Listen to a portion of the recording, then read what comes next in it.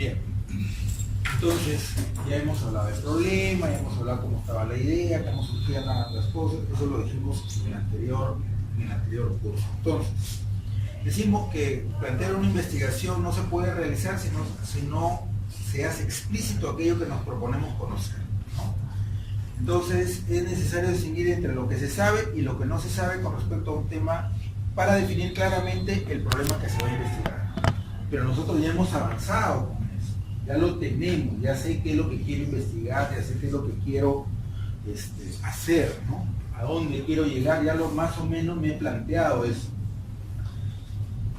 Entonces ahora yo tengo que plantearme cuál va a ser mi marco teórico. ¿De dónde va a salir mi marco teórico? Las búsquedas bibliográficas que yo hice me van a servir para tres cosas. Me van a servir, en primer lugar, para recoger mis antecedentes. Con los antecedentes voy a meter por ahí algo de eso, va a servir para la justificación. Y dentro de esos antecedentes que yo voy a buscar, también va a haber información de tipo teórico, ya sea teorías ya establecidas o fragmentos de teorías que se han juntado para dar sustento a otras investigaciones, y probablemente algún fragmento de eso me va a servir para lo que yo quiero hacer ahora, ¿no? Entonces, basado en eso, yo también ya avancé parte de, y finalmente me va a servir para cuando tenga que hacer mi discusión. O sea, va a haber una información de reserva para cuando tenga que hacer la discusión de resultados, ¿no? Me va a permitir también, paralelamente al momento en que yo estoy tomando esa información, conocer y definir claramente las variables. Entonces, ya teoría, hablando en estricto, es un conjunto de construcciones, conceptos, ¿no?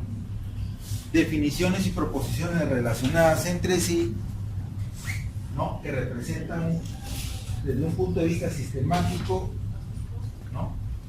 Nos está presentando relaciones entre variables con el objeto de explicar o predecir fenómenos. Entonces, yo no conozco la variable es lo que yo voy a medir, ¿no? Los aspectos de lo que yo quiero investigar, eso es lo que me va a permitir medirlo.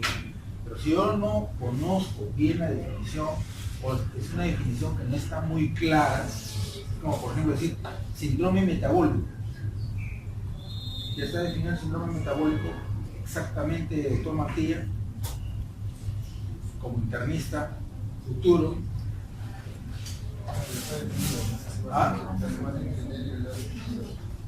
Por ejemplo, tiene CIE-10 el síndrome metabólico.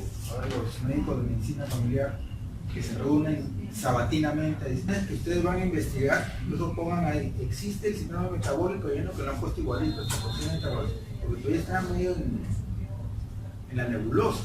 Claro, ciertos aspectos ya están claramente de lo que serían signos o síntomas o evidencias laboratoriales, de resultados de laboratorio que forman parte del síndrome metabólico, o a lo que se denomina síndrome metabólico, ¿no? Bien, entonces,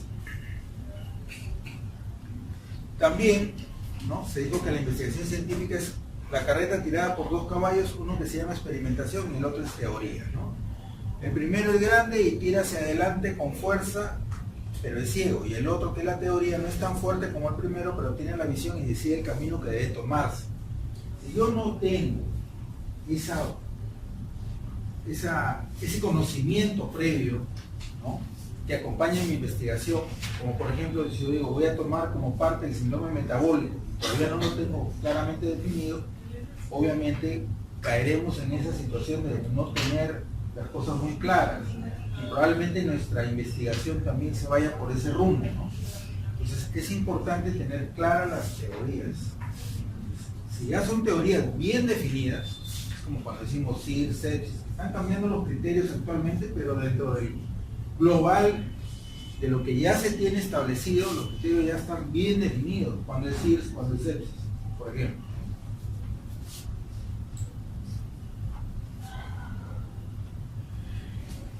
Tenemos el marco de referencia, o marco teórico de referencia, como también se le denomina, ¿no? Esto nos lleva a formular, ¿no?, cuando ya hemos planteado el problema, ya tenemos los objetivos, justificación. Ese marco de referencia ya viene a ser el resultado del planteamiento del problema y los objetivos. con eso ya lo avanzamos con la matriz, ya lo avanzamos. O sea, lo que prácticamente vamos es a rellenar eso que hemos avanzado en la matriz, ¿no? Entonces, ahí se debe tomar en cuenta el conocimiento previamente construido, ¿no? ¿Cuál es la estructura teórica ya existente? Yo les dije que tenemos que investigar lo que ya se ha hecho, ¿no? Y luego tenemos ya nuestro marco teórico donde definimos, describimos los elementos teóricos planteados por uno o por diferentes autores y que permiten a ustedes como investigadores fundamentar su proceso de investigación específico para su tema, ¿no? En base a lo que ya está científicamente aceptado, ¿no? Y luego tenemos otro aspecto que se llama marco conceptual, donde se definen, delimitan según criterio, de acuerdo al marco teórico, las variables de investigación. El marco conceptual es ya cada término que adelante va a ser una variable, cómo se define ya en el consenso internacional, ¿no?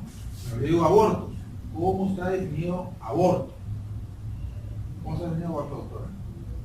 La pérdida de producto de la gestación antes de los 12 semanas, o que pese menos de 500 gramos, o que tenga una longitud menor a 20 centímetros. Listo. Ya no ha habido otra modificación. Claro, antes eran diferentes y ahora se ha ido resumiendo en esto. Incluso la OMS ya chapó también esa definición. Entonces, eso mismo se está aplicando a la parte legal. ¿A quién hago certificado de función fetal o no?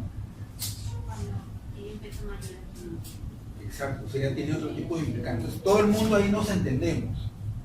Pero a pesar que está ahí, está ahí. Pero hay otros aspectos a veces que no están así como esto, claramente precisados, ¿no?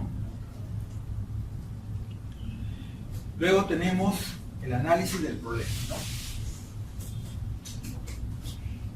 En ese tipo de matriz, siempre, que es medio gerencial, que se llama el árbol de problemas, ¿por qué utilizar esta estrategia, ¿no? ¿Por qué utilizar esta estrategia de hacer un análisis del problema tipo árbol de problemas si voy a hacer una investigación? ¿Por qué? Porque eso me va a dar luces para las otras posibles variables que yo quisiera incluir o quisiera retirar de mi trabajo de investigación. Entonces, yo planteo en la mitad del problema y para arriba yo planteo los efectos. Voy a estudiar los efectos de esta situación X que quiero investigar, o quiero investigar las causas que están ocasionando este problema que quiero investigar, o quiero investigar ambas, tanto causas como efectos o consecuencias. Entonces, en función a ello, yo puedo empezar a depurar y a delimitar cuál va a ser mi margen, mis límites de lo que yo quiero finalmente asumir como variables, ¿no? Entonces, por un lado, hacia arriba, tendré el tema de los efectos y por abajo las causas. Entonces, esto se debe a que, y creo que conocen la matriz del árbol del problema, creo que es algo común. ¿Alguien que no lo conozca? ¿Saben cómo funciona? ¿Gómez? ¿De acuerdo al árbol del problema? Ya, por ejemplo, ¿qué pasa si aquí, en medio, el árbol del problema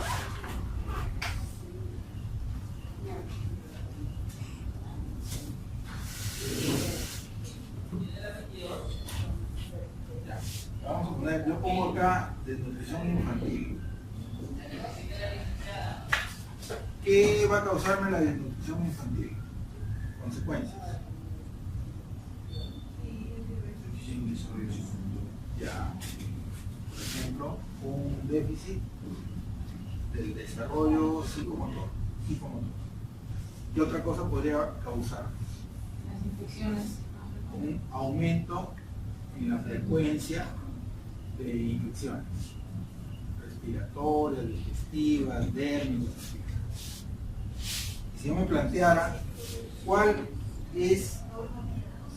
serían las causas de la desnutrición infantil. Endógenas y exógenas, como dicen los pediatras.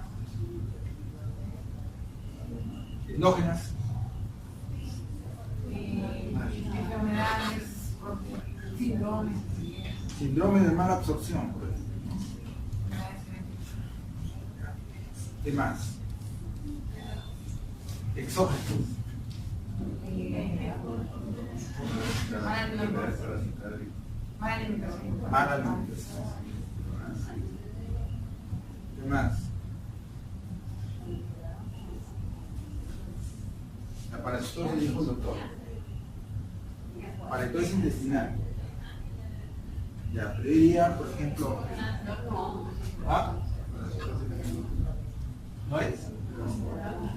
Los pediatras. ¿La parasitosis intestinal es causa de desnutrición o no?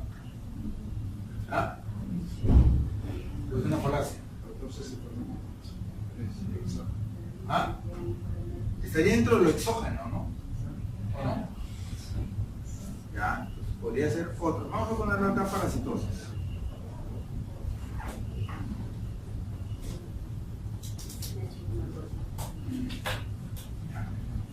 Ahora, la parasitosis intestinal, ¿a qué se debe?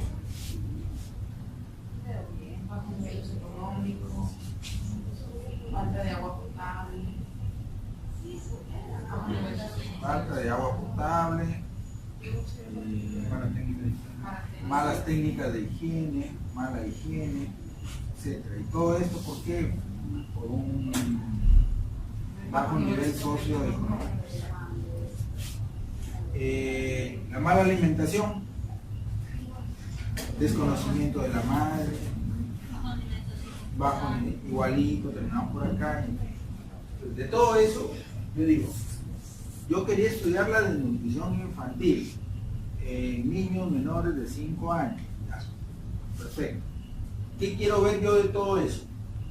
Todo el problema global, o solamente el piso de delimitar. Sí quiero ver el déficit psicomotor asociado a mala alimentación que tenga que ver con la capacitación de la madre y que esté asociado a un bajo nivel socioeconómico.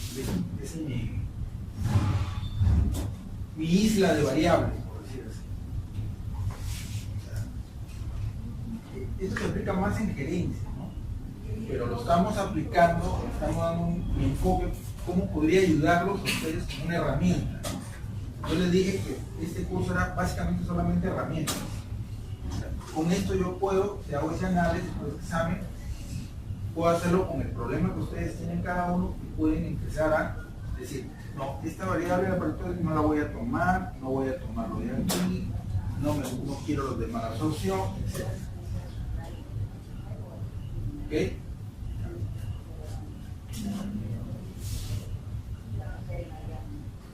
Entonces ya analizamos causas, consecuencias, ahí ponemos el problema, listo.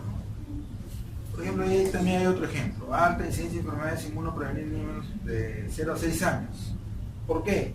Porque hay niños discapacitados. El efecto, que haya más niños discapacitados, que haya mayor mortalidad infantil, y esos que están discapacitados, menor inserción en el sistema educativo. Y a la inversa, causa, deficiente cobertura, baja asistencia, etcétera, etcétera, ¿no? Un árbol de problemas del cual si yo quiero hacer, por ejemplo, para los de atención, los de medicina familiar, podrían utilizar un enfoque de esa naturaleza. O sea, no solamente lo podemos ver desde el punto de vista gerencial sobre un programa o una estrategia sanitaria, también podríamos hacerlo sobre una cuestión clínica, ¿ya? O quirúrgica. Entonces acá tenemos que hemos entrado al revisar la literatura, hacer un análisis crítico de investigaciones, seleccionar teorías, integrar conocimientos y todo eso enriqueciendo lo que es el planteamiento del problema. Con eso, ¿qué vamos a deducir del planteamiento del problema? La integración de conocimientos, seleccionar teorías y todo esto, nuestro marco teórico sustentador, es decir, el marco teórico que sirve de cimentación a lo que yo quiero hacer. Y obviamente tiene que haber algún nivel de organización del conocimiento. les explico que ahora que ha surgido una pequeña gran traba última. Resulta que ahora la SUNEDU, ¿sí saben quién diablos es la SUNEDU? La Superintendencia Nacional de Educación Universitaria. La SUNEDU ahora se ha vuelto súper estricta en el tema de los bancos de tesis para evitar la piratería, el plagio y demás. Entonces, para eso se están haciendo lo que se llaman los repositorios de cada institución educativa, o sea, de las universidades. A la nacional ha tenido que crear un repositorio, un espacio en la nube, ¿no? Que está abierto obviamente a todo el mundo y de tal manera que cada quien puede averiguar. Si alguien se siente aludido, puede decir si le están pirateando o no su trabajo de investigación o su tesis. Y lo que es peor, ahora están exigiendo, yo no sé si vaya a ser con ustedes ese mismo detalle, espero que no sea así, están exigiendo que el proyecto, una vez que se ejecute y pasa a ser tesis, o sea, cuando ustedes ya tienen su tesis ya para poderla sustentar, probablemente exija lo que se llama, que pase por un software que se llama Turnitin. ¿Han escuchado del Turnitin? Para algunos más conocidos como el software antiplagio. ¿En qué consiste el Turnitin? El Turnitin es un software que hay que pagar, pero la universidad lo paga, le da las claves a ciertos docentes o personal que va a hacer el filtrado. Cogen su tesis, la llevan ustedes en un CD y de cuenta que lo pasan por un filtro. ¿Qué es lo que va a hacer el Turnitin? Todos los párrafos similares que encuentren que están copy y pega de la literatura, los va a empezar a marcar. Si ustedes tienen lo que es más del 25%, creo que es 20 o 25% de copy pegas, se las van a rechazar. Pero, ¿cómo hace cuando uno hace un artículo o uno considera el autor, ¿no? Exacto. La única salvedad que hay es cuando ustedes hacen la respectiva cita. O sea, si ustedes citan, bien, pero si ustedes no citan, van a estar como plagiadores, porque eso no es creación suya. ¿Ya? No sé nada si va a proceder esto con la escuela de Turnitin, pero ahorita sí es una exigencia con el pregrado, ¿no? Las tesis del pregrado tienen que pasar por el Turnitin. ¿Ya? Eso se les estoy comentando, para que más o menos también tengan en consideración el hacer las respectivas citas. ¿Ya? Entonces la teoría cumple las funciones básicas, ¿no? Explicar qué, por qué, cuándo, cómo y dónde ocurre un fenómeno, sistematiza y proporciona un orden lógico y coherente a los razonamientos y bajo las condiciones de sus leyes predecir la ocurrencia de cosas ya explicadas. ¿En qué sentido? Que no partimos de nada. O sea, yo no parto recién para encontrar una teoría en mi investigación, ya se ha hecho un cuerpo de conocimientos previos para poder entrar a tallar. Es como, por ejemplo, yo voy a hacer un trabajo sobre uso de la ecografía, o sea, no tengo que ponerme a explicar las teorías referentes a la ecografía, del uso del sonar y demás, ¿no? De las ecoondas, cómo van y vienen, o sea, no tengo que entrar en tanto detalle. Se supone que ya hay una teoría que me da pie a eso, que la puedo citar sin necesidad de tener que explicarla toda, ¿no? ¿Ok? El modelo teórico según Bunge, como una cuestión también referencial, ¿no? ¿Qué dice Mario Bunge?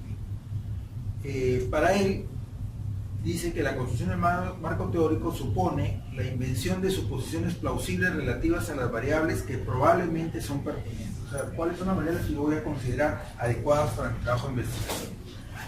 la invención de las hipótesis centrales y de las suposiciones auxiliares. O sea, ¿qué estoy esperando? ¿Cuál va a ser la respuesta a mi problema? A mi pregunta del problema, ¿qué respuesta estoy yo teniendo? ¿No? Traducciones matemáticas de las hipótesis cuando sea posible, si es que amerita, ¿no? Y además contiene los términos básicos de la teoría y los antecedentes de otras investigaciones. Es lo mismo que hemos mencionado, dicho de otra forma. Entonces, el marco de referencia debe tener en cuenta la relación estrecha que existe entre la teoría, el proceso de investigación a realizar, el entorno de la realidad para dar el marco teórico apropiado a cada investigación. Insisto, es información de cosas que ya se han hecho, es información de la teoría científicamente aceptada, es información de los conceptos que ya están claramente definidos y que yo tengo que usar. Voy a usar la palabra aborto y la variable aborto tengo que tomarla así, como está aceptada, con los consensos internacionales últimos que se hayan puesto en vigencia, ¿no? Entonces, ¿qué viene a hacer? Es ubicar elaborar el marco de referencia de la investigación. ¿Qué significa? Ubicar investigaciones dentro de una teoría bajo un enfoque o escuela. ¿Qué funciones cumple? Prevenir errores detectados en otros estudios. Hay gente que dice, sí, efectivamente esa investigación no se pudo hacer o tuvo tales sesgos. Sirve para guiar al investigador. ¿Qué pasa si nos estamos yendo a un desfiladero sin salida? Tampoco, ¿no? Provee un marco para interpretar los resultados. Entonces, el marco teórico fundamenta la teoría dentro de la cual enmarcamos la investigación. El marco conceptual son los conceptos relevantes utilizados en el estudio. El marco histórico es la ubicación histórica del estudio. El marco histórico va paralelo a los antecedentes, ¿no?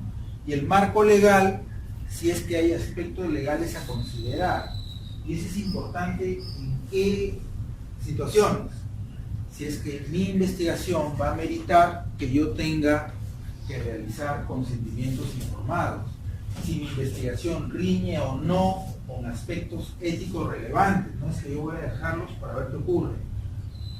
No, ojo, si yo dejo, no, sí voy a dejar que estos niños no les voy a dar tratamiento y esto sí, o sea, si ya está aceptado que tengo que darles tratamiento, no, pero si yo tengo para ver qué ocurre y comparar. Y socialmente y médicamente está aceptado, no, que tienes que dar ese tratamiento. Entonces tienes que cambiar tu forma de enfocar tu investigación, ¿no? Nos va a orientar a organizar los datos, hechos significativos para descubrir qué relaciones hay entre esas teorías, evitar abordar temáticas que ya han sido investigadas o carecen de importancia científica. Yo les decía, si voy a investigar lo he investigado, pues no tiene sentido, ¿no? Nos guía en seleccionar los factores variables que van a ser estudiados. Las variables, yo les digo, no hay un catálogo internacional de variables.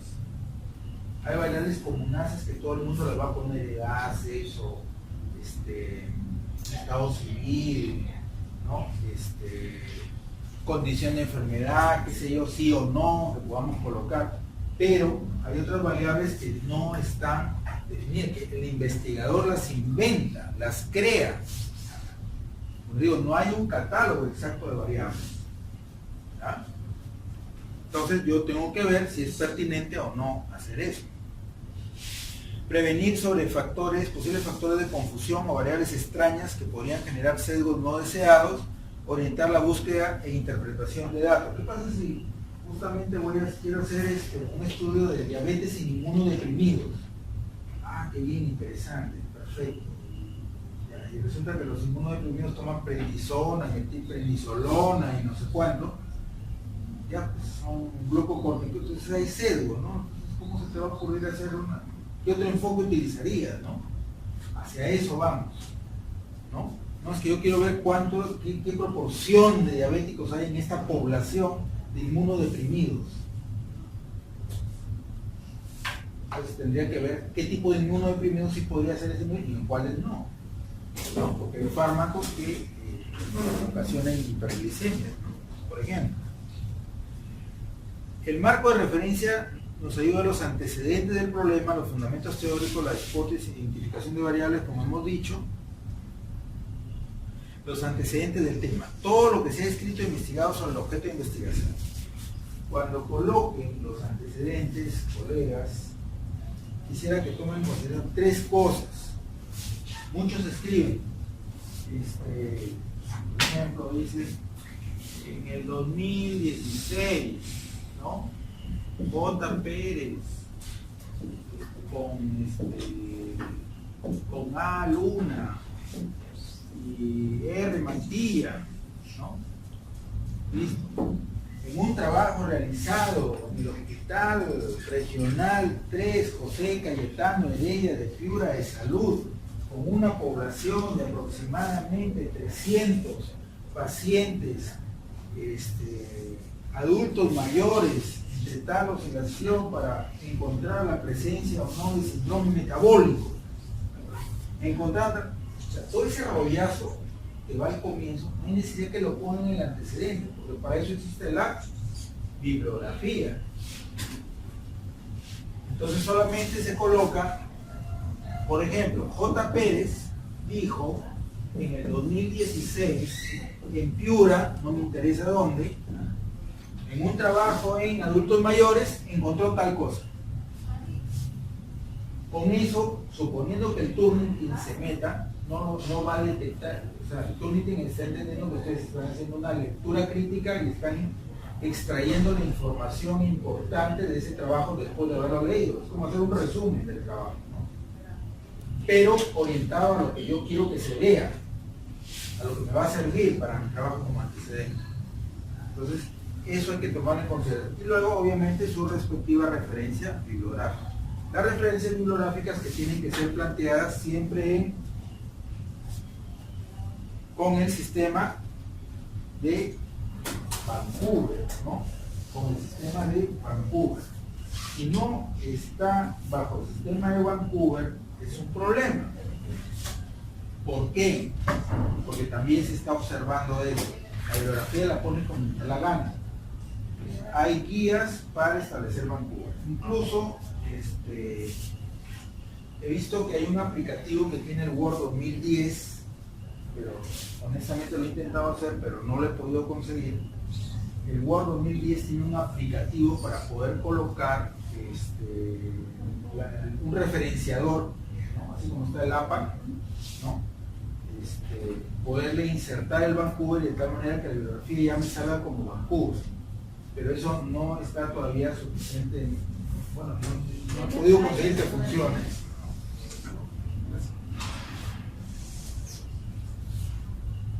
Ya. Bien. Fundamentos, nos ayuda también con los fundamentos teóricos en la búsqueda detallada y exhaustiva del tema o temática que se va a investigar, que es un poco redundar en lo mismo. La elaboración de la hipótesis como respuesta, ¿no? En un carácter enunciativo, afirmativo, o sea, qué es lo que yo espero encontrar tras mi pregunta de investigación planteada en el problema. Entonces, para formular esa hipótesis, yo tengo que, ¿qué viene a hacer, no? Son afirmaciones o suposiciones que hace el investigador respecto al problema, es decir, mi respuesta al problema. Nos permite direccionar el problema, identificar variables, orientar el uso de métodos o técnicas para obtener la información. En la hipótesis también van a constar las variables dependientes, independientes y probablemente nos va a dar idea de las intervinientes, o sea, las extrañas, las que pueden complicar nuestros resultados, ¿no? Y dentro de los tipos de hipótesis que tenemos la hipótesis de investigación, la hipótesis alterna y una hipótesis metodológica. Generalmente nosotros hablamos de la HA o H1, que es la hipótesis alterna, y la H sub 0, que es la hipótesis nula, ¿no? La hipótesis nula.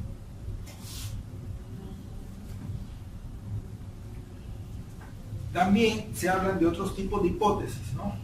Otra clasificación, hablan de hipótesis de primer grado, segundo grado y tercer grado.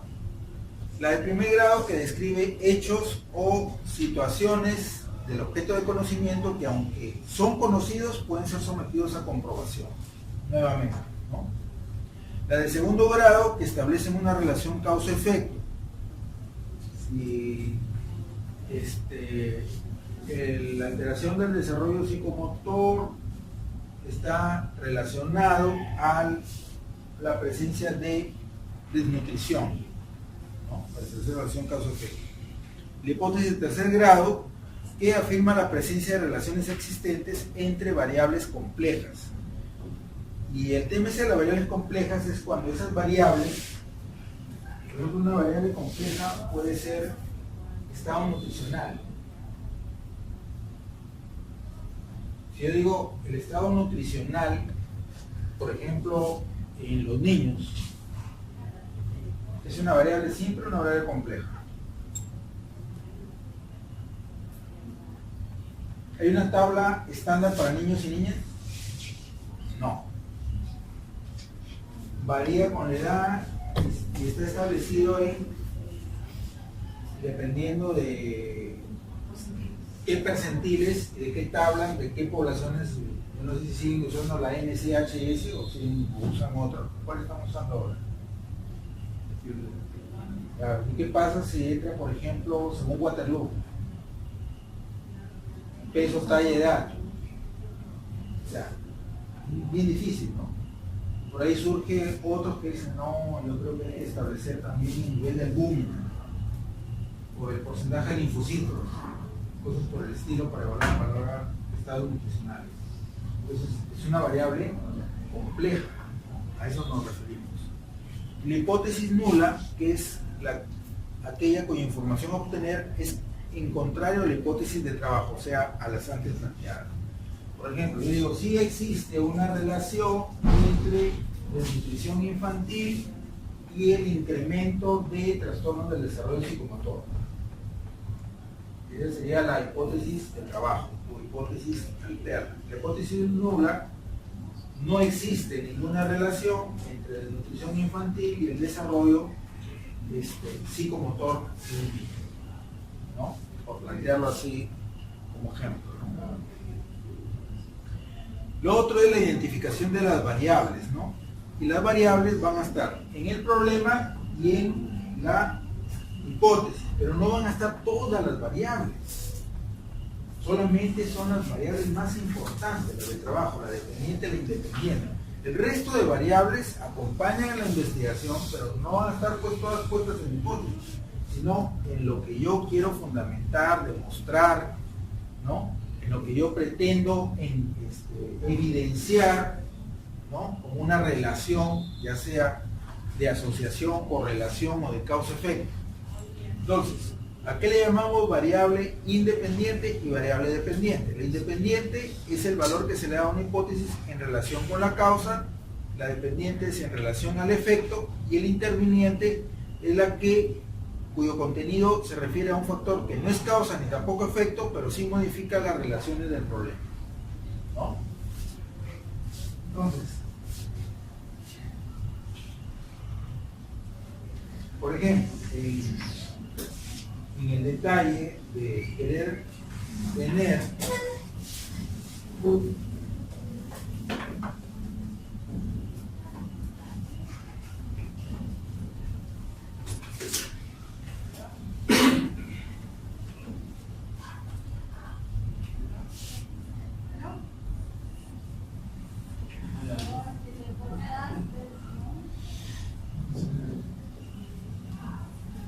entonces, hay una relación causa-efecto y hay una relación de una variable interviniente. Entonces, esa variable interviniente es la que no es ni causa ni efecto, pero sí puede alterar esa relación, ¿no? Por ejemplo,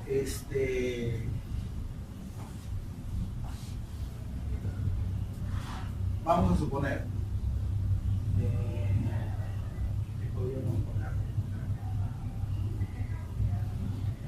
Yo quiero hacer un estudio para poder evidenciar un fármaco antipirético. Por ejemplo, ¿cuál sería? Si yo estoy estudiando fiebre,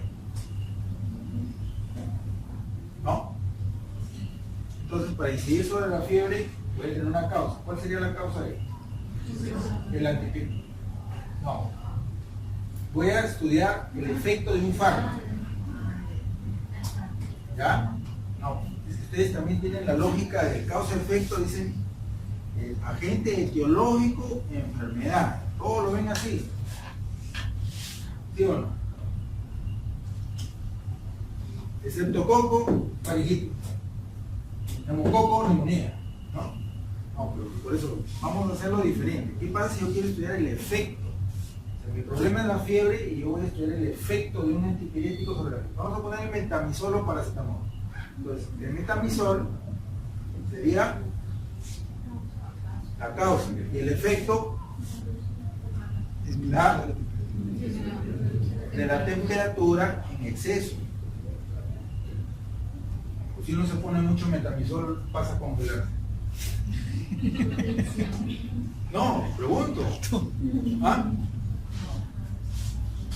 En lugar de ponerle 2 gramos, le ponen 3 gramos y ya la temperatura baja a 35, 34 grados. ¿Es así o no? No. O sea, solamente es la reducción de la temperatura en exceso, ¿no? Es el efecto antipirético, ¿sí?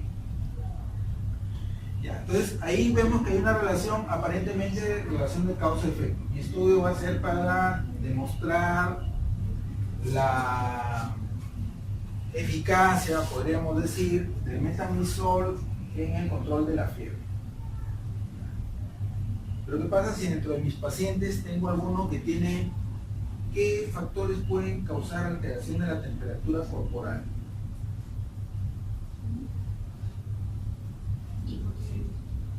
¿Ah? El hipertiroidismo. ¿Qué pasa si el hipertiroidismo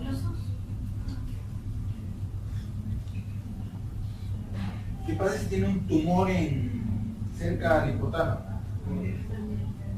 ¿No? El tumor que está en el hipotálamo ¿sería directamente una causa de fiebre? ¿Como fiebre? Sí. Causa de hipertermia. Origen del violante. Ah, bueno. ¿Se dan cuenta? ¿Qué otra cosa podría agarrar y podría influenciar en la causa? O sea, ¿qué otra cosa podría causar disminución de la temperatura corporal? Disminución. Los medios físicos, las otras. Por ejemplo, el Los ambiente. mecanismos de pérdida de calor, doctor, pues. Ya. La conducción, la convección, la radiación, la evaporación. Ya. Imagínense esos aspectos. El medio ambiente, los medios físicos. Propiamente se convierten en una causa. No, pero podrían afectar, pero no Podrían, pero no son. Pero más concreto sería el ambiente. Imagínense que estemos en un ambiente súper helado, congelado. ¿No? En Huancayo a menos 10 grados bajo cero. En el Cusco. La peor helada. A eso nos referimos. ¿Ya? O sea, son otra variable que está ahí, pero no necesariamente la que está jugando en esta relación, pero sí puede alterar la relación. De que el metamizol, notemos que no le hace efecto, o que a lo mejor parece que el metamizol hizo más efecto de lo normal. O sea, le bajó por encima de la temperatura normal, le bajó más la temperatura, ¿no? Que tampoco no es cierto, ¿no? Entonces, ese tipo de presencia de variables intervinientes también la tenemos que advertir, ¿no? Que advertir. Todo investigador debe hacer uso de conceptos para organizar los datos, recibir las relaciones que hay entre ellos. Un concepto científico es una construcción mental en el que se incluyen propiedades nucleares y estructurantes del objeto de investigación. Y básicamente, cuando hablamos de esto, nos estamos refiriendo a las definiciones, a esas definiciones conceptuales, ¿no? ¿Cuál es esa función del concepto? Ser instrumentos mediante los cuales se realiza la operación de pensar, Se incorporan conjuntos de pensamientos, son la base con la cual se desarrolla la comunicación y permiten organizar la información.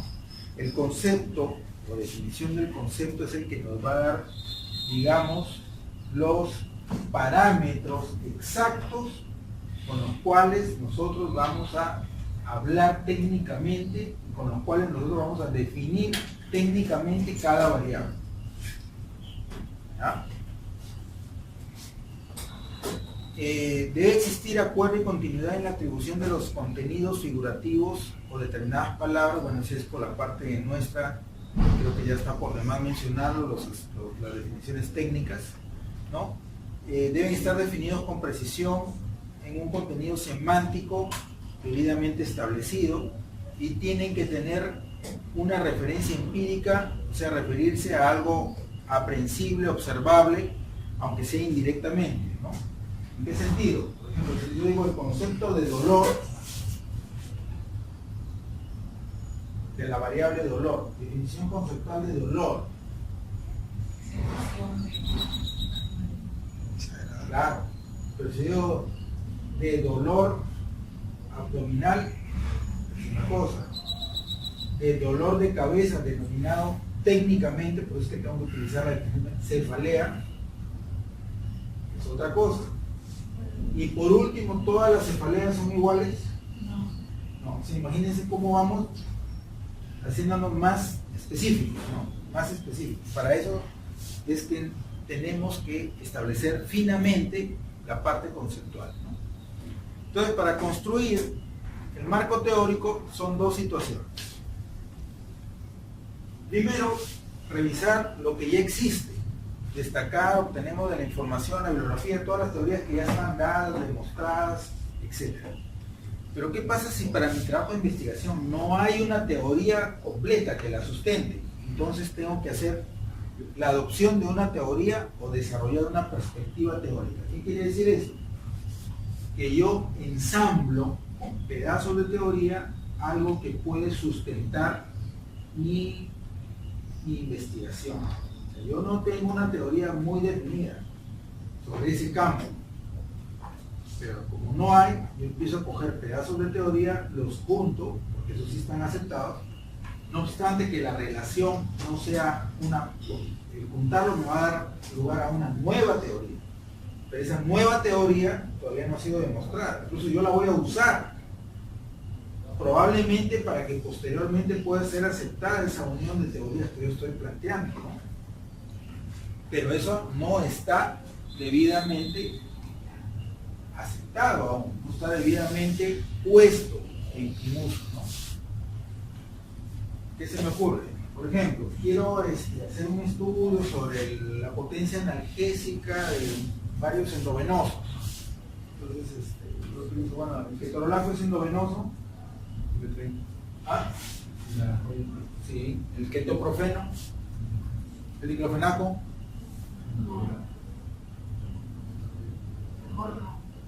Mejor no. Ya, ¿se dan cuenta? Por el caso que tenemos arriba. Sí. Pero ese no fue endovenoso. Pero igualito que otro más, pues diclofenaco, Nunca más. Ni una menos. Y una menos, doctor. A ver, yo les conté, creo, el año pasado la historia, ¿no? Cuando llegué de residente cuando llegué, el año pasado, cuando era guerra de monos, les conté la historia del diclofenaco.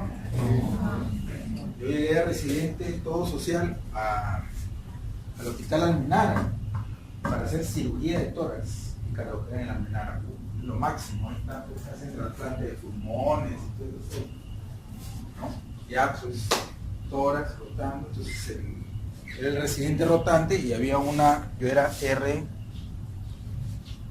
creo, y la R mayor era una R3 de cirugía de tórax, una doctora. Ya pues la doctora Cusqueña y todo, pues de que me impulsó, tú eres de qué, le dijimos, pues que será este bandido, ¿cómo será, no? Yo inocente como siempre. Y me dijo, ¿sabes qué? Tú vas a hacer aquí y allá. Entonces, nada, primero, como quien dice, tú eres el invitado, tienes que aceptar. Y vamos a pasar visita y todo aquí, y habían 2 días la semana, miento, casi todos los días. Tenemos que llegar temprano, editar todas las radiografías, tomografías y todo, pero habían 2 días a la semana en el cual se hacía como un gran round de los casos que iban a operar.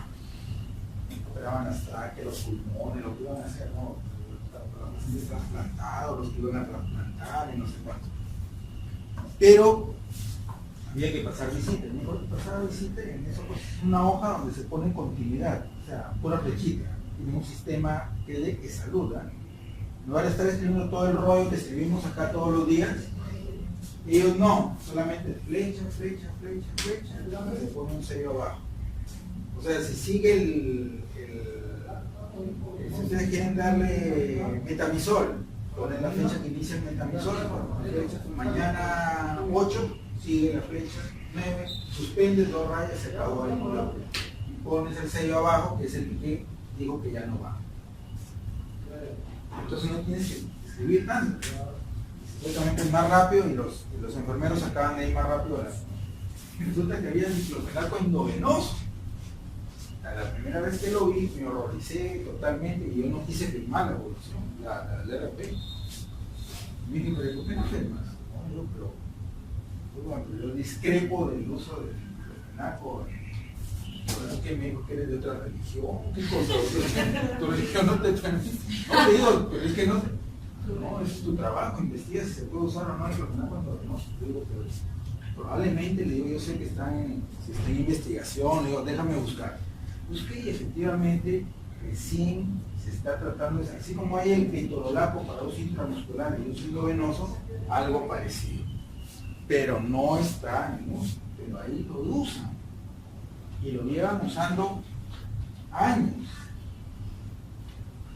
Sin embargo, para mí era novedad.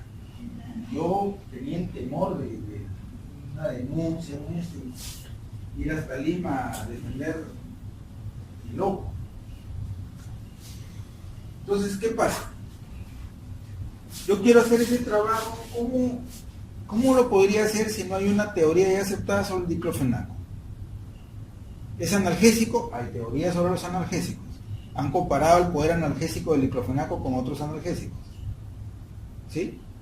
Entonces, si yo quisiera construir una perspectiva teórica, tomaría eso del uso endovenoso de sustancias, vería la raíz clínica, la raíz farmacológica del diclofenaco y trataría de fundamentar su biodisponibilidad por vía endovenosa. Por ahí. Entonces, ¿qué he hecho ahí? ¿Hay un fundamento ya para el uso del diclofenaco? No hay. Pero ¿qué es lo que estoy haciendo yo con eso? Construir una perspectiva teórica. O sea, he armado algo que me dé sustento de que sí lo puedo desarrollar. ¿Me entiendes? A pesar que suena medio experimentación, pero no está tirado de los pelos, porque estoy tratando de fundamentar cómo sí podría llevarlo a cabo. ¿Ok? ¿Está claro? Entonces, ¿qué opciones tenemos referentes al marco teórico? Lo primero es que yo me encuentre que existe una teoría completamente desarrollada con abundante evidencia empírica que se aplica a nuestro problema de investigación. En este caso, la mejor estrategia es tomar esa teoría como la estructura misma del marco teórico. O sea, si ya está clarificado cómo es el mecanismo de los abortos, las hemorragias del tercer trimestre, del primer trimestre, del segundo trimestre, ya está hiper, súper conocido, demostrado, ya está teorizado. Incluso lo tomo, ¿no? No voy a buscar cosas raras, ¿no? Lo segundo es que me encuentre con teorías que se aplican a nuestro problema de investigación. En este caso podemos elegir una y basarnos en ella para construir el marco teórico o tomar partes de algunas o de todas, siempre y cuando se relacionen a mi problema de estudio. La tercera situación es que yo solamente me encuentre con pedazos de teoría, o sea, no hay una que la fundamente, como en el caso que les daba el ejemplo del diclofenaco, ¿no? Entonces yo, esas piezas o trozos de teoría, trato, con apoyo empírico moderado, que sugieren variables importantes, tratar de aplicarlas y construir esa perspectiva teórica, con la cual yo pueda realizar mi trabajo de investigación, porque todo el mundo te va a decir, ¿y basado en qué quiere usted utilizar el diclofenaco de uso endovenoso, basado en que piensa que esto va a ser más efectivo o menos efectivo que su uso intramuscular. ¿Se dan cuenta? Y la cuarta situación es que solamente existan guías aún no estudiadas o ideas relacionadas con el problema, es decir, no hay teorías. Entonces, en este caso, el investigador tiene que buscar literatura que, aunque no se refiere al problema específico de la investigación, lo ayude a orientarse dentro de él. O sea, que así es muy desconocido el asunto, ni modo. No quedaría otra alternativa. Por ejemplo, que yo quisiera usar el diclofenaco intratecal, ¿no? Tipo fentanilo.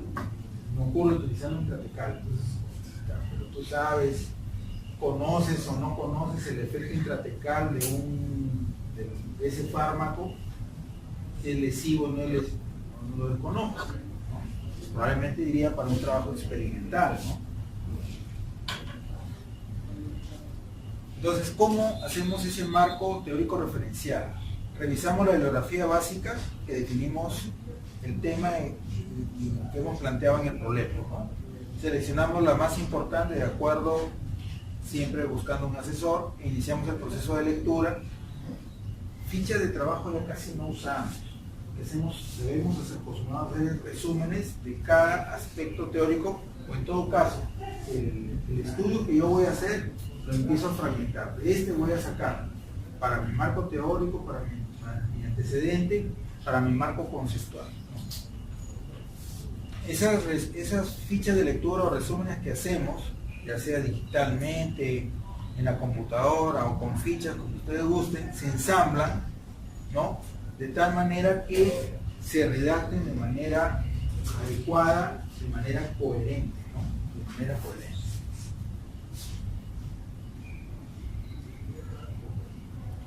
Seleccionamos los términos que se van a emplear en el trabajo y que eviten crear confusiones.